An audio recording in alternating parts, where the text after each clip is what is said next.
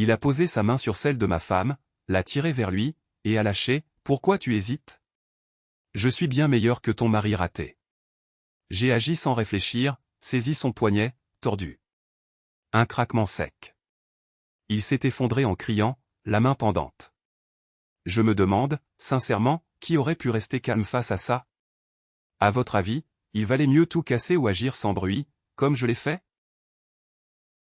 Je m'appelle Jérôme, j'ai 41 ans, je vis à Lyon et je bosse comme ingénieur dans une PME pas très loin de la Pardieu. Je suis marié à Claire depuis 12 ans. On n'a pas d'enfants, pas vraiment par choix, juste parce qu'on n'a jamais trouvé le bon moment. On menait une vie assez tranquille, sans histoire. On voyait les mêmes amis, on partait en vacances dans le même coin chaque été, on avait nos habitudes, chacun son boulot.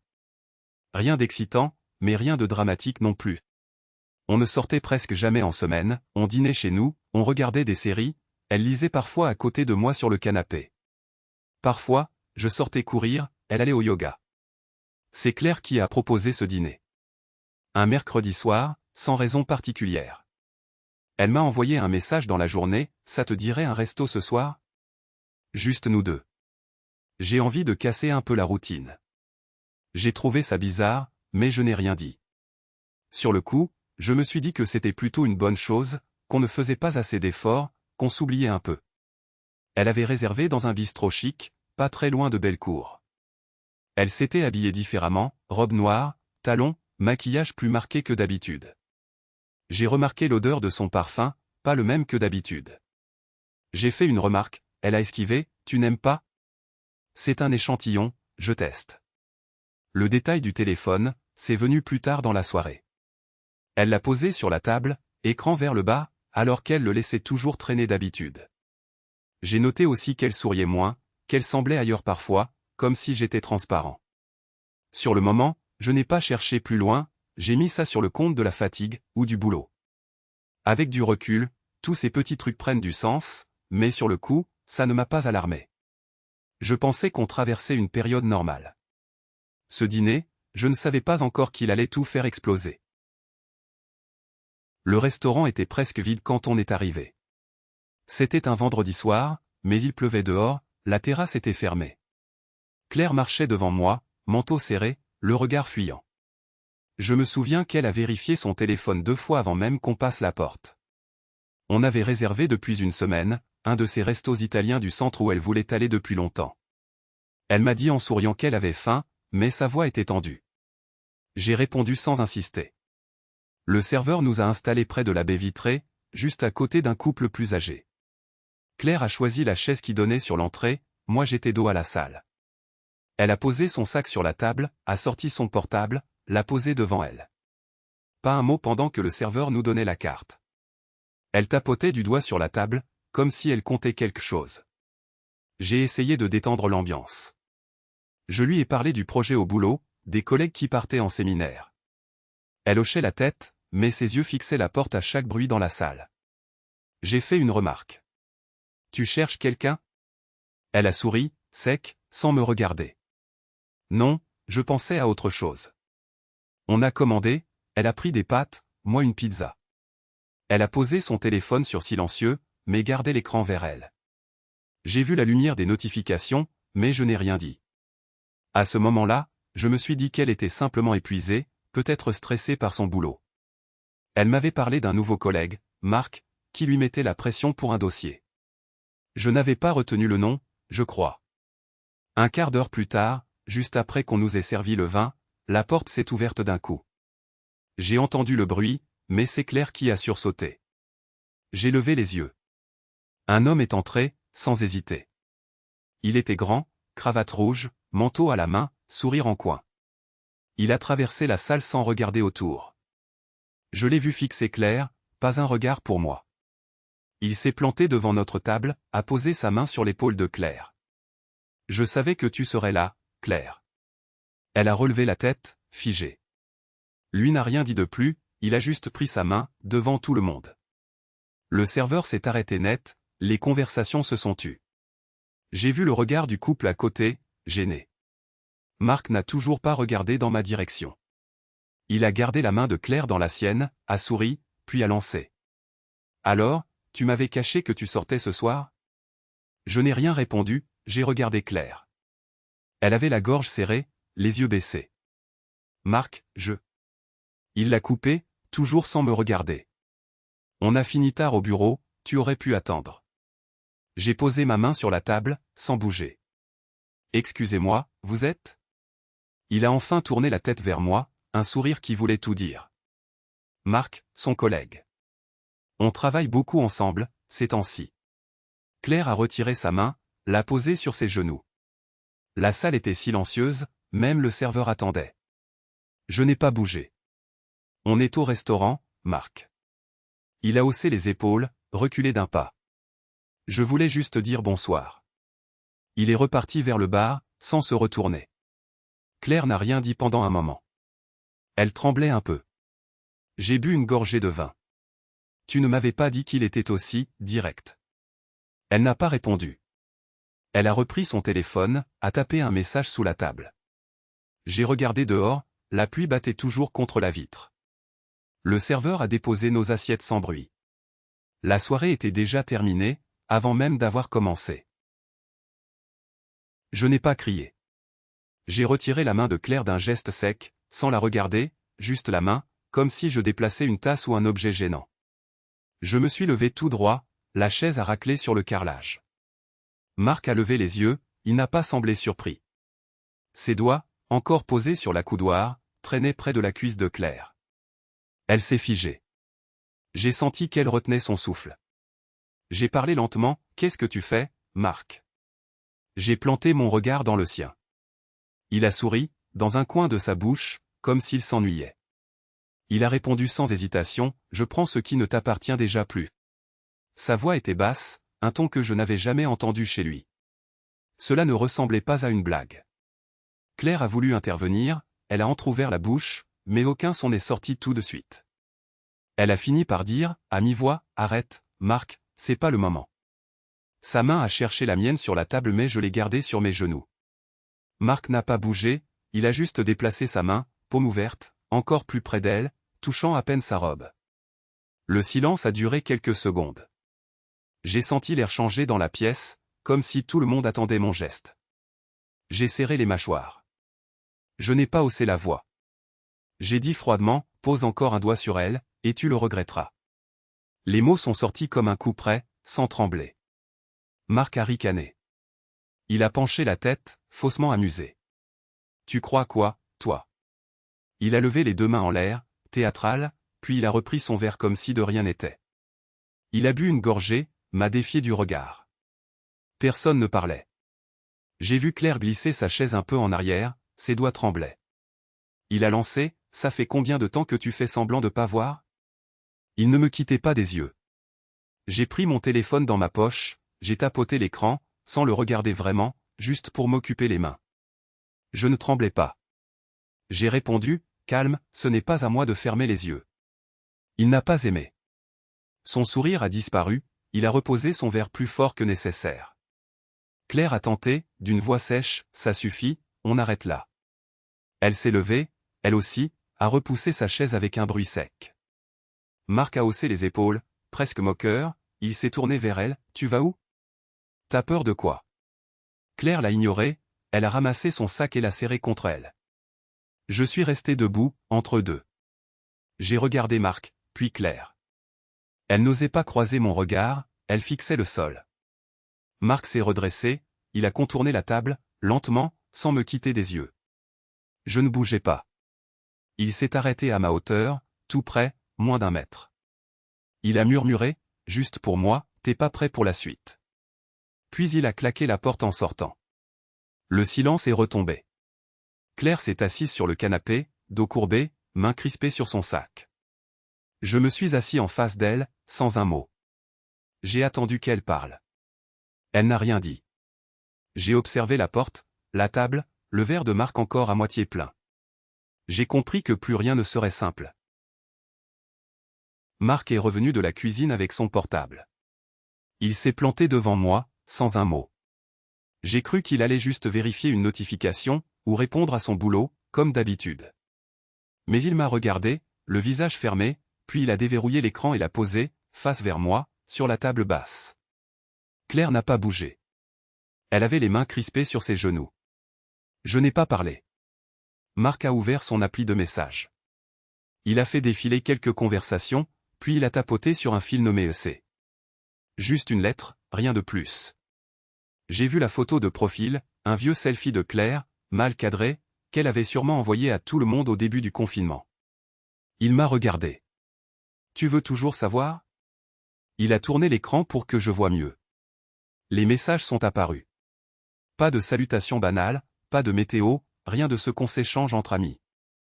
Ça commençait directement par un TU envoyé à 2 heures du matin. La réponse de Claire, chez moi, mais j'aimerais être ailleurs. Puis, en dessous, une série de messages courts, espacés de quelques jours, parfois de quelques heures. Des horaires précis. 14 heures demain. Je peux passer par le garage. J'ai gardé la clé du bureau. Tu me manques. Des emojis, des photos floues, des mots que je n'avais jamais lus d'elle. J'ai fait défiler. Il n'a pas protesté. Il a même posé son coude sur la coudoir, comme s'il m'attendait. Les dates remontaient à 3 mois en arrière. Un mardi, un jeudi, puis tous les week-ends. Certaines fois, il parlait d'excuses à inventer. Dis-lui que tu bosses tard. Mon fils sera chez son père. À aucun moment, il n'était question de moi autrement que comme une contrainte logistique. Claire a ouvert la bouche, puis l'a refermée. Pas un son. J'ai cherché son regard. Elle fixait le sol, la bouche serrée, le front déjà moite. Marc, lui, a repris son téléphone, mais il ne l'a pas éloigné tout de suite. Il a laissé l'écran bien visible, sa main tendue entre nous comme une barrière. Tu vois, elle ne t'a jamais tout dit. Il a soufflé ça sans hausser le ton, sans sourire non plus. J'ai continué à lire. Il y avait un message vocal, jamais ouvert, envoyé la veille. Claire l'a reconnu au son du petit logo bleu. Elle a froncé les sourcils et s'est mordu la joue. Marc a cliqué sur lire. Sa voix à elle, chuchotée, presque tremblante, je ne supporte plus de mentir, dis-moi ce que tu veux. Les mots résonnaient, secs, dans la pièce. Personne n'a bougé. J'ai senti le souffle de Marc, lent et régulier. Claire s'est redressée, mais n'a rien ajouté. Pas d'excuses, pas de justification. Je n'ai pas reposé tout de suite le téléphone. J'ai relu un message 2 fois, on s'en fout, il ne saura jamais. Les 3 petits points à la fin. Une promesse entre eux, simple, sans fioriture. J'ai reposé le téléphone sur la table, écran vers le haut. Les messages défilaient encore, la conversation restait ouverte. Personne n'a parlé pendant de longues secondes. On entendait juste la rue au loin, les bruits de circulation derrière la fenêtre entr'ouverte. Claire a fini par chuchoter, Je voulais te le dire. Marc a soufflé, presque un rire bref. Je n'ai pas répondu.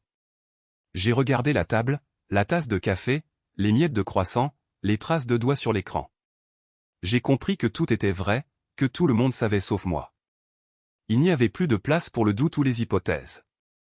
C'était là, sous mes yeux, brut, sans filtre. J'étais le dernier à l'ignorer, et il ne faisait même plus semblant. Marc a rangé son téléphone. Il s'est levé, a attrapé sa veste sans me regarder. Claire ne l'a pas retenu. Je suis resté assis, les yeux rivés sur l'écran noir, jusqu'à entendre la porte claquer. Je suis resté assis, la main posée sur la table, le regard fixé sur le téléphone de Marc. L'écran s'était éteint, mais j'avais déjà tout retenu, la date, l'heure, même la coque abîmée sur le coin droit. Claire regardait son verre, le visage fermé. Marc, lui, s'était renversé sur sa chaise, un sourire presque amusé accroché aux lèvres. Il avait croisé les bras, attendant ma réaction. J'ai inspiré lentement. Je sentais la tension dans mes épaules, mais j'ai forcé mes doigts à rester détendus. Je me suis tourné vers Claire, calmement. Depuis quand? Ma voix était posée, presque froide. Elle n'a pas répondu tout de suite. Elle s'est contentée de hausser les épaules, les yeux fuyants. Marc a pris une gorgée de sa bière, sans rien dire. Un silence pesant s'est installé, juste brisé par le bruit des couverts sur les tables voisines. Le serveur est arrivé, le visage fermé, jetant un regard rapide sur la scène. « Tout va bien, monsieur ?» J'ai répondu sans détourner les yeux de Claire. « Parfaitement. » Il n'a pas insisté, a déposé la corbeille de pain et s'est éloigné. J'ai observé Claire, cherchant un signe, une fissure, quelque chose qui expliquerait ce que je venais de voir. Mais elle restait de marbre. Marc semblait prendre un malin plaisir à mon silence. Il a fini par lever les sourcils, comme s'il attendait que je m'effondre ou que je m'emporte. Je n'ai rien fait. J'ai simplement noté chaque détail, la main de Claire crispée sur sa serviette, les yeux de Marc qui évitaient les miens dès que je le fixais, la façon dont la lumière du restaurant tombait sur la table, découpant nos ombres. Je me suis rappelé la fois où Claire était rentrée en retard un mardi, prétextant une réunion de dernière minute. Ou ce fameux samedi où elle avait insisté pour sortir entre copines alors qu'elle avait laissé son téléphone en mode silencieux toute la soirée. Rien de spectaculaire, juste des détails qui, mis bout à bout, prenaient soudain du sens. Marc a brisé le silence. « Tu vas rien dire ?» J'ai esquissé un sourire, très léger. « Qu'est-ce que tu veux que je dise ?» Il a haussé les épaules, faussement détaché. « C'est comme tu veux. » Claire a enfin relevé la tête, brièvement. Nos regards se sont croisés. Elle a ouvert la bouche, puis s'est ravisée. Je me suis levé, doucement, en repoussant ma chaise sans bruit. Je vais aux toilettes. Personne n'a bougé. En passant derrière eux, j'ai saisi le téléphone de Marc, lui tendant sans un mot. Il l'a récupéré, surpris, cherchant mon regard. Je n'ai rien laissé paraître. Dans les toilettes, j'ai ouvert le robinet, laissé couler l'eau. J'ai regardé mon reflet. Je n'avais pas l'air choqué. Juste fatigué. J'ai passé de l'eau sur mon visage, puis j'ai pris mon temps. Je savais que si je revenais trop vite, il comprendrait que j'étais déstabilisé. Alors j'ai compté jusqu'à 100, tranquillement, en écoutant les bruits du restaurant filtrés sous la porte. Quand je suis revenu, il n'avait pas bougé. J'ai repris ma place, attrapé mon verre. Claire n'a rien dit. Marc non plus. J'ai bu une gorgée, puis j'ai posé mon regard sur eux, calmement. « On mange ?» ai-je demandé. Personne n'a répondu, mais j'ai senti que la dynamique avait changé. Je n'étais plus le spectateur. Je venais de reprendre la main, sans faire de bruit. J'ai décidé, à ce moment précis, de ne plus subir.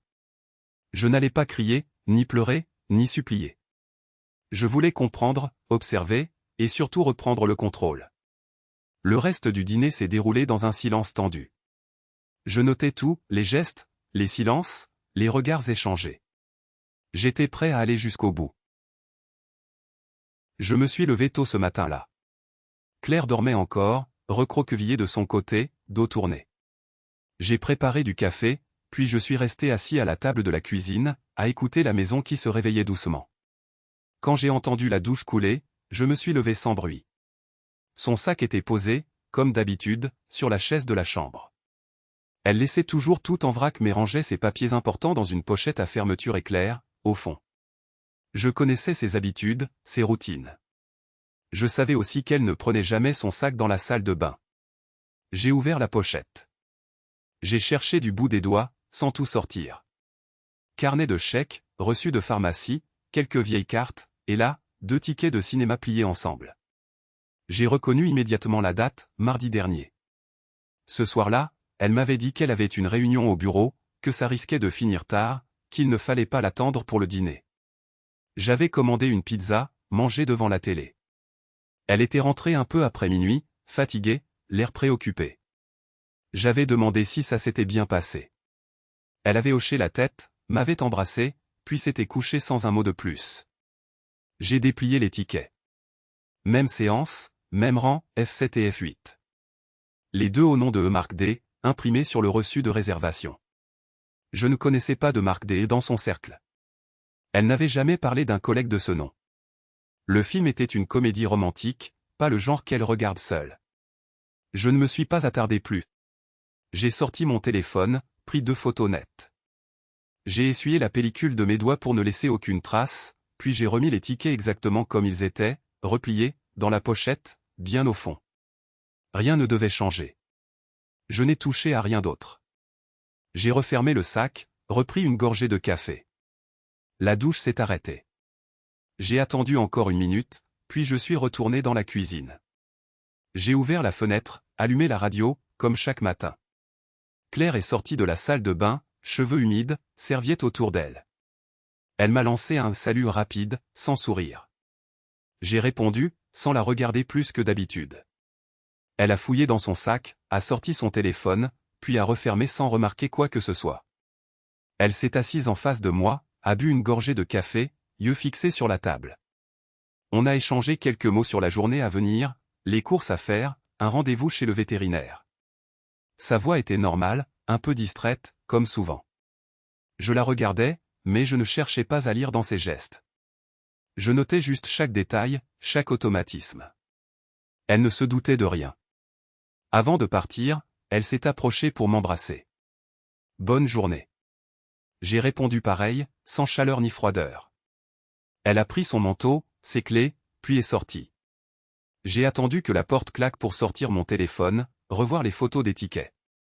Je les ai sauvegardées sur le cloud, puis effacées du téléphone, au cas où. Je n'avais plus de doute à avoir. Ce n'était pas juste des messages ou des sous-entendus sur Messenger. Elle avait menti sur sa soirée, et elle n'était pas seule ce soir-là.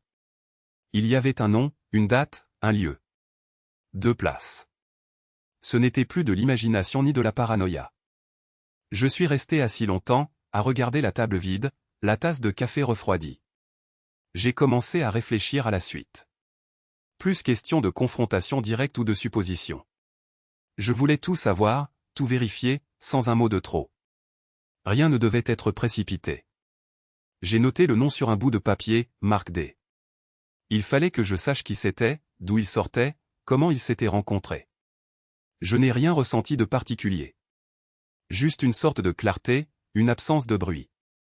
J'ai rangé le papier dans mon portefeuille, puis j'ai commencé à préparer la journée comme d'habitude. J'ai pris rendez-vous avec un avocat. Cabinet banal, moquette grise, pile de dossiers sur la table basse. Il m'a reçu sans sourire, a noté mon nom, m'a demandé de résumer la situation. Je n'ai pas brodé, j'ai dit les faits. Suspicion d'adultère, déplacements professionnels fréquents, incohérence dans les horaires, ticket de caisse suspect, échange de messages ambigus. Il a levé les yeux de son carnet. Vous avez des preuves tangibles?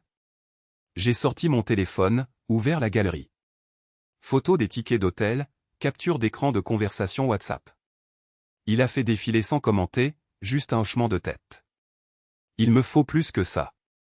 Les tribunaux, ils aiment le concret. Des preuves numériques, c'est difficile à contester. Vous avez accès à un ordinateur partagé? J'ai confirmé. Il a noté quelque chose, puis m'a fixé. Restez calme, collectez tout. La précipitation est votre seul ennemi. Je n'ai rien répondu. Il a ajouté, voix basse. Parlez à personne pour l'instant. Vous venez me voir quand vous avez plus de matière. Je suis sorti du cabinet, j'ai marché un moment. Il pleuvait, j'ai attendu sous un porche. J'ai compris que je devais devenir invisible. Observer, pas réagir. Le soir, j'ai prétexté une mise à jour sur le PC familial. Claire regardait la télé. J'ai téléchargé un logiciel de sauvegarde automatique, discret, qui copie mes fichiers sortant sur un disque externe crypté. J'ai mis le dossier dans un coin, renommé innocemment.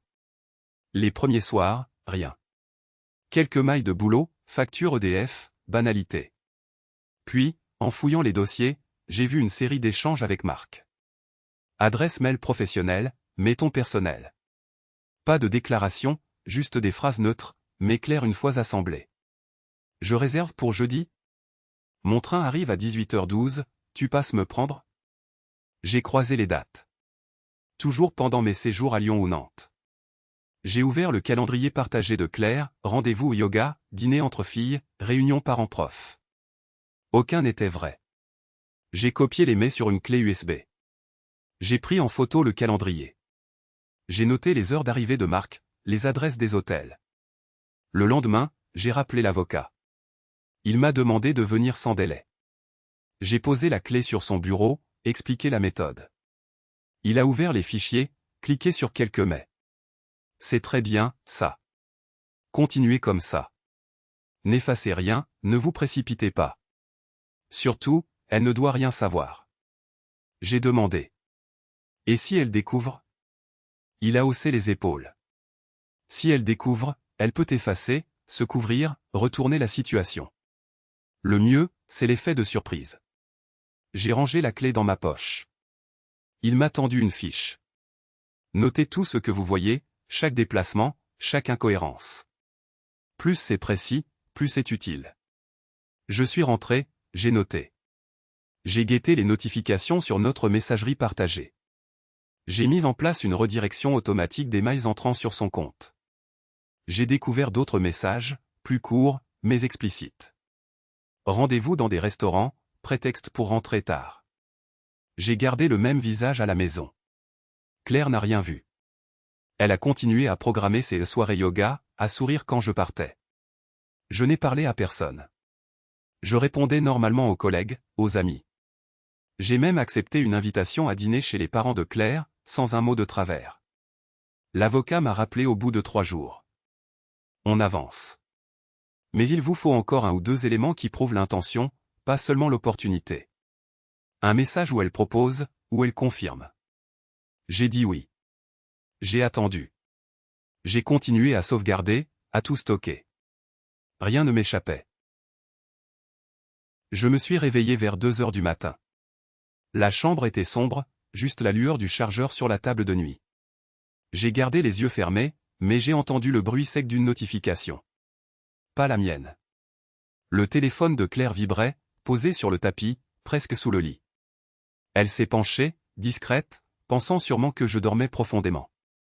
J'ai laissé ma respiration régulière, ni trop lente, ni trop agitée. Elle a saisi son téléphone, l'écran s'est allumé un bref instant. J'ai vu le reflet bleu sur le mur. Elle a tapé un code, puis l'écran s'est rallumé. Je n'ai pas bougé. Elle a tapoté quelque chose, puis l'écran s'est éteint. J'ai attendu encore 30 secondes, le temps de l'entendre reposer l'appareil. Sa respiration a elle été rapide, saccadée. Elle croyait que je dormais. Je me suis tourné de l'autre côté, pour que mon bras tombe presque contre le tapis. Lentement, j'ai ramené ma main, jusqu'à toucher le téléphone du bout des doigts. Elle n'a rien dit. J'ai attendu que sa respiration ralentisse, qu'elle retombe dans un demi-sommeil. J'ai tiré doucement sur le câble du chargeur pour l'amener vers moi, sans bruit. Je me suis assis sur le bord du lit, dos à elle. J'ai allumé l'écran. Il n'y avait pas de code, elle venait de le déverrouiller. Directement, l'application de la banque était ouverte, en haut de l'écran. Une notification en surimpression, virement de 400 € effectué le 16 mars à Marc Dupuis, motif, remboursement week-end Savoie. J'ai pris mon téléphone, j'ai pris une photo rapide de l'écran. J'ai refermé aussitôt, replacé le téléphone à sa place, remis le câble. Tout a pris moins d'1 minute. Je me suis recouché, sans bruit. J'ai regardé le plafond, les yeux ouverts. Les chiffres défilaient dans ma tête. 400 €, remboursement week-end. Savoie. Je n'ai pas cherché à savoir quel week-end. Je savais. Marc.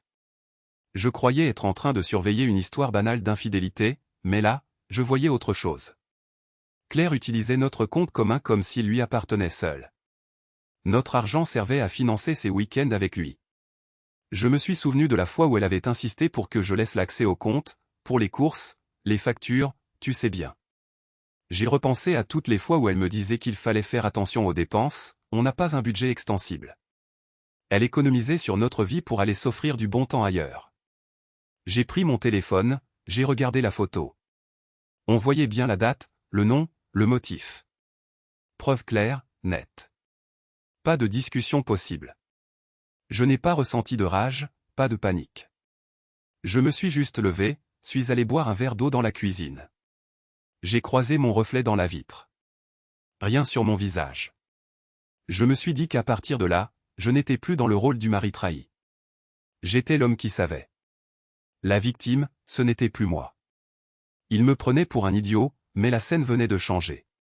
Je n'avais plus à attendre, ni à espérer. Je n'étais pas là pour supplier, ni pour comprendre. Je savais, et j'avais la preuve. En revenant vers la chambre, j'ai vu nos 2 portefeuilles alignés sur la commode. J'ai pensé à tout ce que Claire avait pu raconter à Marc pour justifier cet argent. C'est notre épargne, il est d'accord? Ou alors, rien du tout, juste un virement automatique. Je me suis demandé si Marc se posait la moindre question, ou s'il encaissait simplement, satisfait. Je me suis recouché. Claire ne s'est pas réveillée. Sa respiration était devenue régulière, presque lourde. J'ai fermé les yeux. J'ai senti que quelque chose s'était déplacé dans la pièce, mais ce n'était pas une émotion. C'était une certitude. Je n'avais plus aucune raison de douter. À partir de là, ce n'était plus eux qui menaient la danse. J'ai attendu une semaine, sans rien laisser paraître. Je me levais avant elle, je rentrais tard le soir. Je répondais à ses questions par des phrases courtes. Elle remarquait sans doute que je ne posais plus de questions sur ses journées, que je ne faisais plus attention à ses horaires. Je crois qu'elle a cru que j'étais résigné ou distrait. J'ai gardé mon téléphone à portée de main, mais je ne fouillais plus le sien. Je n'en avais plus besoin. Un jeudi soir, j'ai proposé à Claire de partir en week-end. Juste nous deux, pour souffler un peu, j'ai dit, sans insister. Elle a détourné les yeux, puis elle a souri comme si elle s'excusait. Je peux pas. J'ai ce séminaire à Lyon, tu te souviens? Je n'ai pas relevé, j'ai juste haussé les épaules. Comme tu veux. Elle a semblé soulagée, presque reconnaissante. Le lendemain, j'ai appelé le cabinet de Maître Lambert. J'ai obtenu un rendez-vous pour le lundi suivant. J'ai rassemblé les documents dans un dossier bleu, capture d'écran de ses messages avec Jérôme, relevé bancaire montrant les virements, ticket de carte bleue, facture d'hôtel. J'ai tout imprimé, daté, classé par ordre chronologique. Il n'y avait pas besoin d'explication. Les dates parlaient d'elles-mêmes. J'ai dormi sur le canapé ce week-end-là. Claire est partie tôt le samedi, une valise à la main. Elle m'a juste lancé bon courage pour le boulot, avant de claquer la porte. Je l'ai regardée partir depuis la fenêtre, sans rien dire. À 15 heures, son train pour Lyon est effectivement parti, je le savais parce que j'avais vérifié le billet électronique sur la boîte mail partagée. Mais elle n'allait pas seule. Son billet retour montrait une réservation groupée avec Monsieur Jérôme D. J'ai fait une capture d'écran, puis je l'ai ajouté au dossier. Le lundi matin, je me suis assis dans le bureau du notaire. Il a lu les documents sans commentaire, feuilletant chaque page. Vous souhaitez entamer une procédure de séparation? J'ai hoché la tête. Je veux juste comprendre mes droits. Je ne veux pas de conflit, mais je veux que tout soit clair. Il a pris des notes, m'a expliqué la séparation des biens, la possibilité d'une médiation si Claire refusait de reconnaître les faits. Il a évoqué la nécessité de preuves, au cas où elle nierait l'adultère. Je lui ai tendu le dossier. Il a esquissé un sourire professionnel. C'est complet. En sortant, j'ai appelé Julien, mon avocat. Je lui ai demandé de préparer une lettre de mise en demeure. Si elle nie, on envoie ça. Je veux que tout reste propre. Il a confirmé, me promettant de m'envoyer le brouillon dans la semaine. Je n'ai rien dit à Claire ce soir-là. Elle est rentrée tard, sentant le parfum d'une autre chambre. J'ai demandé si le séminaire s'était bien passé. Elle a répondu oui, fatigant, sans me regarder. J'ai rangé le dossier dans le tiroir du bureau, verrouillé à clé. J'ai effacé les traces de mes recherches sur l'ordinateur familial. Plus aucun mot de trop. Je dormais mieux, d'un sommeil vide. Je n'attendais plus rien d'elle, ni d'explication, ni de pardon. Tout était prêt. Le samedi matin, elle s'est préparée tôt, plus soigneuse que d'habitude. Elle a choisi sa robe noire, celle qu'elle met rarement, sauf pour les grandes occasions. Elle est passée dans la salle de bain, a vérifié son maquillage dans le miroir, puis a pris son sac. Elle a dit qu'elle ne serait pas joignable de la journée, séminaire intensif, tu sais comment c'est. J'ai simplement hoché la tête en lui souhaitant bon courage. Elle m'a embrassé la joue, a pris ses clés, puis est sortie. J'ai attendu derrière la fenêtre du salon. Je l'ai vue monter dans la voiture, poser son petit sac sur le siège passager. Je n'ai pas bougé tout de suite. J'ai laissé passer 5 minutes. J'ai pris mon manteau, mes clés, attrapé mon téléphone. Le GPS que j'avais glissé sous le siège arrière la veille s'est activé sur mon application. Le point bleu avançait lentement sur la départementale. Je suis sorti, j'ai démarré ma voiture. Pas de précipitation, pas d'accélération inutile. J'ai laissé 3 feux d'écart, surveillant sa progression sur mon écran. Elle n'est pas allée dans la direction habituelle pour son travail. Ni vers le centre de formation où se tiennent, selon elle, les réunions du samedi. J'ai suivi, toujours à distance, jusqu'à la périphérie. Elle s'est garée près de la gare, sur un parking payant. J'ai coupé le contact à 100 mètres, sur le bord de la rue, à l'ombre d'un arbre. J'ai attendu. Au bout de quelques minutes, j'ai vu Marc arriver à pied. Il avait une valise à roulettes et un sac à dos. Il a regardé autour de lui, puis s'est dirigé vers la voiture de Claire. Elle est sortie, a claqué la portière, l'a rejoint sans hésiter. Ils se sont embrassés, sans retenue. Elle a passé son bras sous le sien, il l'a serré contre lui, et ils ont traversé le parking en parlant à voix basse. Pas un geste d'amitié, pas une attitude qui aurait pu laisser place au doute, même pour un inconnu. Ils se sont arrêtés un instant, elle a ri, il a replacé une mèche de ses cheveux derrière son oreille. J'ai pris mon téléphone. Les photos se sont enchaînées, une dizaine en tout. D'abord de loin, puis en zoomant sur leur visage, sur leurs mains jointes, sur la valise à leurs pieds. Ils marchaient vers l'entrée de la gare. Pas de précipitation, ils avaient du temps devant eux. Je suis descendu de voiture discrètement, et longé la haie, puis me suis posté près d'un distributeur de billets, apporté pour d'autres clichés. Elle s'est arrêtée devant la porte automatique, il lui a parlé à l'oreille, elle a souri à nouveau. J'ai attendu qu'il disparaisse dans le hall avant de m'éloigner. Je suis retourné à la voiture. J'ai vérifié les images, chacune était nette. Pas d'ambiguïté possible. J'ai ouvert la galerie, sélectionné les meilleures. J'ai joint en pièces jointes le relevé du virement bancaire, les captures d'écran des messages échangés entre eux, et les photos du parking.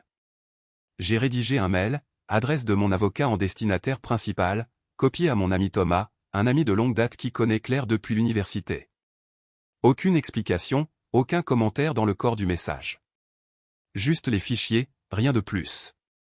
J'ai appuyé sur envoyer. J'ai laissé le téléphone sur le siège passager, j'ai fermé les yeux quelques secondes. Le bruit des voitures sur la route principale était régulier. J'ai respiré calmement, un peu plus longtemps que d'habitude.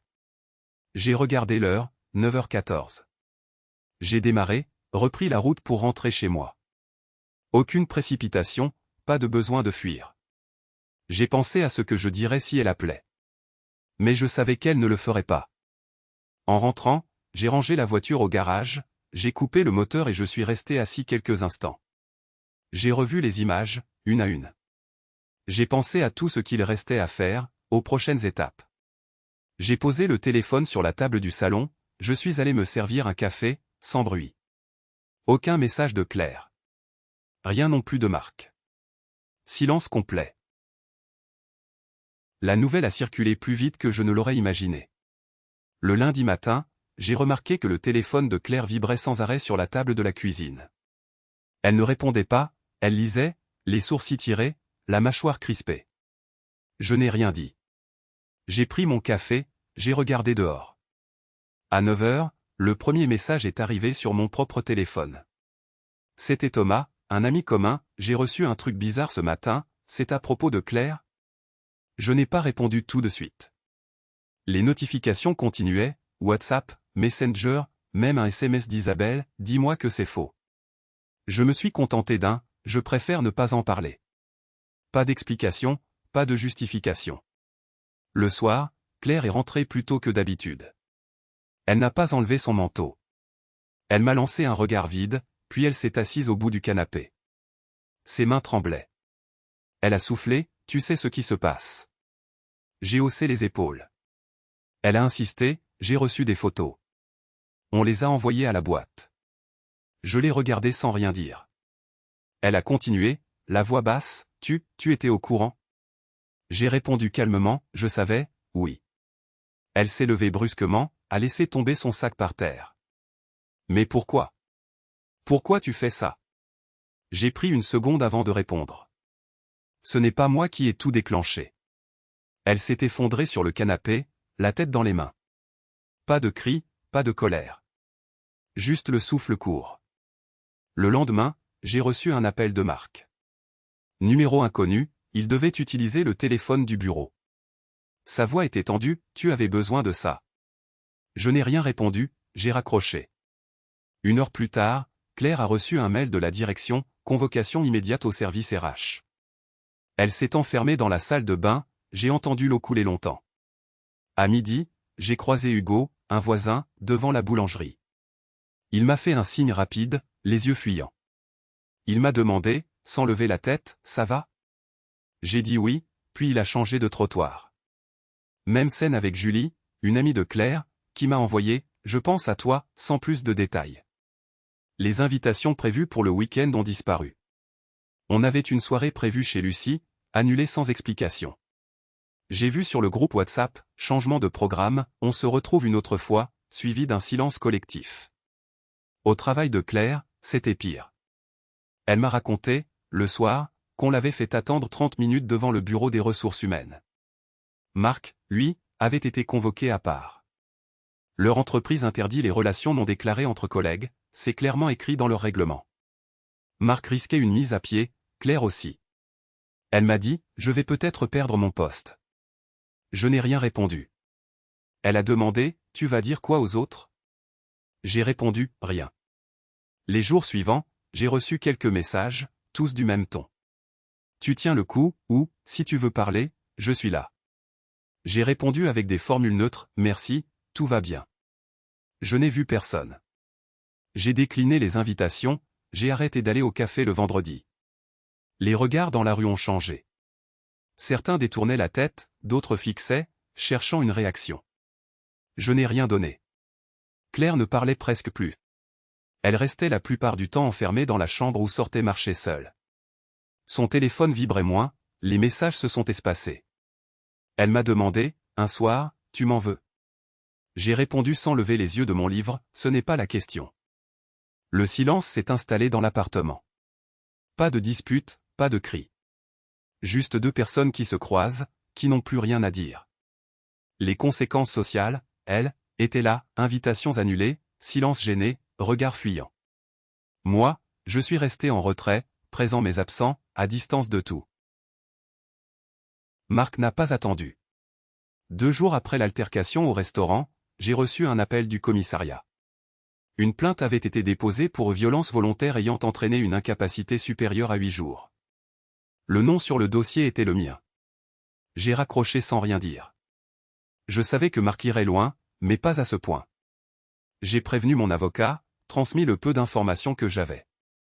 Claire n'était pas au courant. Je n'ai rien dit. Le lendemain, Marc a appelé Claire. Je l'ai entendue dans la cuisine, le ton rauque, les phrases coupées. Elle n'a pas élevé la voix. Il répétait, il m'a agressé, Claire. Tu comprends? Il m'a cassé la main. Je veux juste qu'on reconnaisse que ce qu'il a fait est grave. Il a ajouté, tu n'as rien vu, tu sais pas ce que c'était. Claire n'a pas répondu. Elle a juste raccroché, puis elle s'est assise sur le canapé, silencieuse. J'ai continué à lire comme si de rien n'était. Mon avocat m'a conseillé de garder mon calme. Ça va se jouer sur la preuve. S'il n'y a rien, il n'aura rien. Mais je savais ce qu'il me fallait. J'ai repensé à la caméra dans le restaurant, au-dessus du bar. J'ai appelé Jérôme, un ancien collègue de promo qui bossait pour la société de sécurité du groupe. Tu peux avoir les images de mardi soir? Il a compris tout de suite. Je te les envoie demain matin, tu passes au bureau. J'ai dit oui. Le lendemain, sur l'écran, tout était clair. Marc qui entre, qui me cherche du regard, qui vient s'asseoir trop près. Il pose sa bière, se penche, parle vite. Puis la main qui se pose sur mon épaule, le ton qui monte, mon geste de recul. Il me saisit le bras, je me lève, il tente de me barrer le passage. Je le repousse, il glisse, tente de se rattraper, frappe la table du poing. Un bruit sec. Il hurle, mais sur la vidéo, on voit bien, aucun coup, aucun geste violent. Juste lui, qui perd le contrôle. J'ai envoyé la vidéo à mon avocat, qui l'a transmise au commissariat. La plainte a été classée sans suite 3 jours plus tard. Motif, absence d'éléments constitutifs. Claire a reçu un mail du commissariat, elle a lu le message devant moi. Plainte sans suite. Elle n'a rien dit, mais je l'ai vue poser son téléphone lentement, comme si elle venait de comprendre quelque chose d'essentiel. Marc n'a plus donné de nouvelles. J'ai appris par Jérôme qu'il avait menacé le responsable du restaurant de faire couler la boîte s'il ne supprimait pas la vidéo. Ils n'ont rien supprimé. Le responsable a juste dit, ici, on fait les choses proprement. Marc a laissé tomber. Claire a reçu un dernier message de Marc. Je l'ai vu sur son écran, le soir, quand elle pensait que je ne regardais pas, je voulais juste qu'on me défende. Tu prends toujours son parti. Je t'ai aimé, mais tu m'as trahi. Elle a effacé le message, l'air fermé. Ce soir-là, elle m'a demandé, tu savais qu'il était comme ça? J'ai dit, je l'ai compris trop tard. Elle n'a pas insisté. Elle a rangé son portable, s'est levée, a fermé la porte de la chambre. J'ai entendu la clé tourner. L'ironie, c'est que Marc a tout perdu en croyant sauver la face. Il s'est exposé, a menti, puis s'est pris la réalité en pleine figure.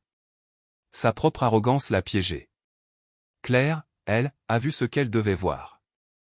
Il n'y a pas eu de cri, pas de scène, juste ce silence froid qui s'est installé. C'était fini pour eux. Pour moi, c'était déjà acté. Le jour du rendez-vous chez le notaire, je me suis levé comme d'habitude. J'ai pris un café, j'ai rangé quelques affaires dans un carton, puis j'ai sorti le chien une dernière fois. Il m'a regardé sans comprendre. J'ai laissé la laisse sur la poignée, j'ai refermé la porte doucement. Je n'ai pas croisé Claire. Elle était déjà partie travailler, je crois. J'ai pris le métro, direction République. Je n'ai pas révisé les documents, tout était déjà clair. 2 signatures, quelques coordonnées bancaires, la répartition des meubles sur une feuille imprimée. L'appartement restait à Claire. Je gardais la voiture, mais ça n'avait pas d'importance. J'avais déjà trouvé une location, un studio à 10 minutes à pied du bureau. Je n'ai pas pris grand-chose. Des vêtements, mon ordinateur, 2 ou 3 livres. Arrivée devant l'étude, Claire était déjà là. Elle regardait son téléphone, debout sous l'auvent. Elle n'a pas levé les yeux. J'ai attendu quelques secondes, puis je suis entré. La secrétaire nous a fait patienter dans une salle d'attente beige, sans décoration. Il y avait une odeur de café froid. Claire s'est assise à l'autre bout de la table basse, près de la porte.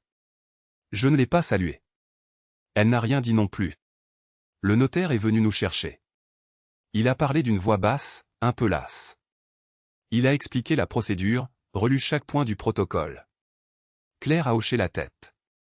J'ai signé sans hésiter, page après page. Elle a fait de même. Nos mains ne se sont pas croisées. Je n'ai pas regardé son visage. Le notaire a tamponné les documents, il a rangé les feuilles dans une chemise bleue. Voilà, c'est fait. Il a posé le stylo, il nous a expliqué que le jugement serait transmis dans un mois. Claire a rangé son sac. Elle a demandé, « Je peux partir ?» Le notaire a acquiescé. Elle s'est levée. Je suis resté assis quelques secondes de plus. Je ne voulais pas sortir en même temps qu'elle. Dans la rue, il faisait gris.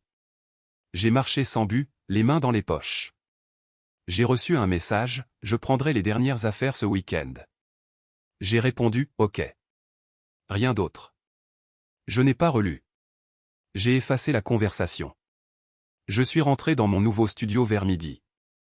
J'ai posé mes cartons sur le sol. Il n'y avait pas grand-chose à déballer. J'ai ouvert la fenêtre. Les bruits de la rue montaient, voitures, passants, klaxons. J'ai allumé mon ordinateur. J'ai envoyé un mail au propriétaire pour confirmer la réception des clés. Le week-end suivant, je suis repassé à l'appartement pour récupérer un dossier oublié. Claire n'était pas là. Le chien dormait dans son panier. Il a remué la queue en me voyant, mais je ne suis pas resté. J'ai pris le dossier, j'ai refermé la porte. Aucune dispute, aucune scène. Les voisins n'ont rien su. Nos familles ont reçu un mail commun, quelques lignes factuelles. Pas d'explication. Pas de blâme. Chacun a répondu par un simple « je comprends ». Je n'ai pas cherché à revoir Claire, ni à lui parler. Je n'ai rien ressenti, ni soulagement, ni tristesse. Juste une sorte de pause, une neutralité. Les jours ont suivi, identiques. Travail, retour, repas seul. Pas de bruit, pas d'attente. J'ai rangé les papiers du divorce dans un tiroir. J'ai changé de numéro. Le chien est resté avec Claire. J'ai vu une photo d'eux sur Instagram, plus tard. J'ai fait défiler sans m'arrêter. Plus aucun message, plus rien à dire. La page était tournée, proprement, sans éclat. J'ai supprimé son contact, effacé les photos. Je n'ai rien gardé. Le divorce a été prononcé début octobre. On s'est retrouvés dans le petit bureau du juge, chacun avec son avocat, pas un mot de trop. Claire est partie avec l'appartement, c'était écrit dans le compromis. J'ai signé pour conserver mes économies, tout ce que j'avais mis de côté depuis 10 ans. Les comptes communs ont été fermés, les virements stoppés, les abonnements résiliés. Il restait quelques affaires à récupérer, j'ai pris 2 sacs, mes papiers et quelques livres. Je n'ai pas cherché à discuter. Claire a gardé le chat. Je n'ai rien dit. Elle a changé le digicode, je l'ai su par le syndic. Je n'ai pas insisté. On a échangé 2 mailles pour régler la dernière facture d'électricité, rien de plus. C'est allé vite, mécanique. Même son avocat semblait soulagé. Marc, de son côté, a disparu du cabinet. J'ai appris par un collègue qu'il avait été convoqué en RH, puis muté dans une filiale à Lyon. On n'a jamais reparlé de l'histoire. Au bureau, personne ne posait de questions. Je n'ai pas donné de détails. Je faisais mon travail, je partais à l'heure. L'ambiance était neutre, presque froide. Chez moi, j'ai remis de l'ordre. J'ai changé de numéro, effacé les photos, vidé les tiroirs. Je me suis inscrit à la salle, repris la course à pied le soir. J'ai remis à jour mon CV, sans urgence. Les soirs étaient calmes. Pas de bruit, pas de dispute, pas de façade à tenir. Je n'ai gardé aucun souvenir inutile. Plus de messages, plus de traces. Juste un agenda vide, et du silence. Voilà comment une simple soirée peut faire basculer toute une vie, quand la personne en face enlève soudain son masque devant tout le monde. Vous, à ma place, est-ce que vous auriez gardé la tête froide ou tenté de sauver ce qu'il restait, quitte à avaler l'humiliation? Est-ce qu'on peut vraiment recoller les morceaux après ce genre de trahison, surtout quand elle est publique, ou est-ce que la seule solution, c'est de couper net, sans retour possible? J'aimerais savoir comment vous auriez réagi, sans filtre, sans recul de plusieurs mois. Est-ce que la dignité doit passer avant les souvenirs, ou le pardon a-t-il encore sa place quand la confiance est morte? Si cette histoire vous a fait réfléchir, n'hésitez pas à liker et à partager la vidéo, ça permet à d'autres de tomber dessus et d'en discuter.